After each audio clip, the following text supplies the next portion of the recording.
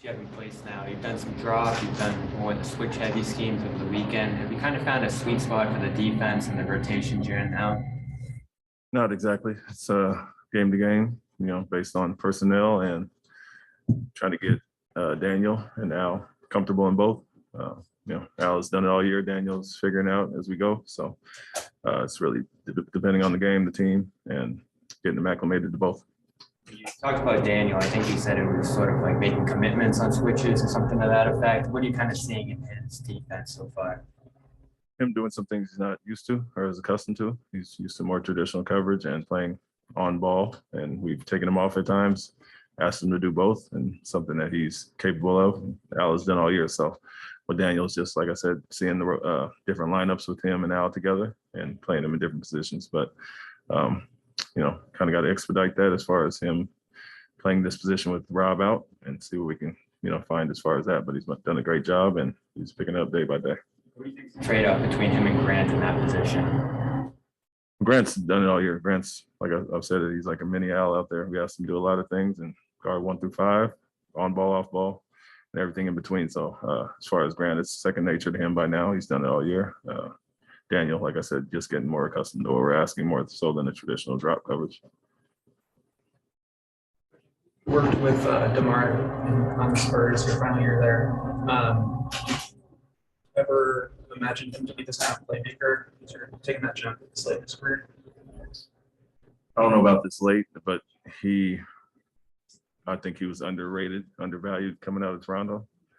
I remember us watching film and kind of showing Pop what he does naturally, which is, a shot maker, but also a guy that can pass the ball pretty naturally. And so I remember us watching and opening Pop's eyes to what he could do. And so not as surprising to me. I've seen him since high school on the West Coast, and he's continued to grow and evolve, and he has the ball in his hands a lot more this year. I mean, he did technically become their point forward last year at times with the smaller lineups in San Antonio, but it's obviously taking that to another level. So not surprised because I've seen him do it for a long time. Coach, Zach Cram with the ringer. Before, I guess, Robert got injured, you were using he and Al in the starting lineup together as kind of two really elite rim protectors. And you're not the only team in the league to kind of adopt that strategy this year. We had the Bucks here last night, and they have obviously done the same thing to great effect. But what appeals to you when you're deciding to kind of employ that role for both of them, to have two different rim protectors in the starting lineup? So versatility, and that's what compliments are. Makes us such a complementary defensive team, is that they can do all things we ask, big and small.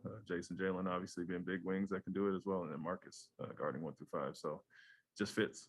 We can obviously downsize at times or play bigger whenever we feel the need, but it takes a special 4-man to be like Al, a guy that can guard Embiid, but also switch on to guards and let Rob do what he does. And so it's just complementary pieces. And when I came and looking at our roster and personnel, this is kind of what we visualize with those guys.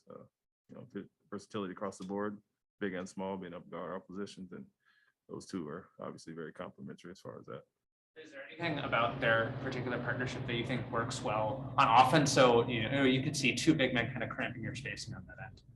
Yeah, Al's pick and pop, space the floor big, and can mix in the roles when he's at the 5. And obviously, Rob's elite lob threat, offensive rebound. So they do different things that complement each other well. But it's not uncommon. We've seen it quite a bit. I had Al in Philadelphia, and although it didn't work as well with Joel at times, I think him, because Rob doesn't need the ball as much as Joel did, it puts Al in a better position to be able to help us out, pick and pop, play the second side, and a lot of times initiate offense from the top. So they stay out of each other's way, so to speak, but complement each other very well. Updates on the guys that were either probable or out? They're out getting tested, and same as the last few games. We'll see when they go through their warm-up. Coach, this is directed for you. You've had a remarkable first year as a head coach, and I know you have a lot of ball to be played this season, postseason. Is being a head coach everything you thought it would be? Is it the difference from an assistant to a head coach? What has it been like for you personally? I mean, the challenges are the challenges, especially coming in the first time with a new group. And, that's what took some time with us, is changing some habits that we wanted to and getting our guys to buy in. So no, I wouldn't say it's anything surprising as far as that. Everybody says, that's next seat over. It's a hot seat and all that, and you have to make decisions, but it's kind of what I prepared for and expected. And so took some lumps early, persevered through it, and we are where we are now. And that's credit to our group and coaching staff for sticking with them. Thank you, Ime.